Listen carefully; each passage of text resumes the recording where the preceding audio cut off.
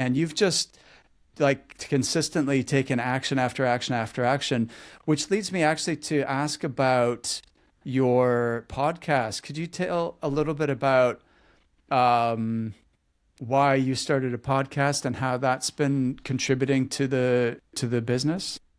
Yeah, of course, the Resilient Recruiter was an inspiration to me to start the podcast. But well, in fact, when I was product manager, I also had a first podcasting experience, like inviting KOLs, like opinion leaders, to our space to talk about medical nutrition and so on. And I had this first experience 2019 with podcasting. So I thought I thought it was a great idea to build networking. And then you put back the idea into my mind to start with that. So to me, podcasting is a way to build network among candidates and clients. I like to think of the sales process, to enter the sales process with having as much tools as possible to have interesting conversation with your prospects, not taking the phone and be, I'm another recruiter, I can help you with that search.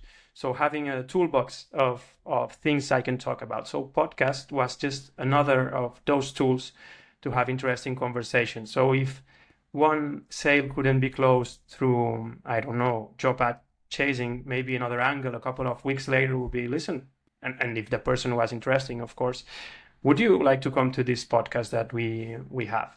But going back to the beginning on why should how would you start that?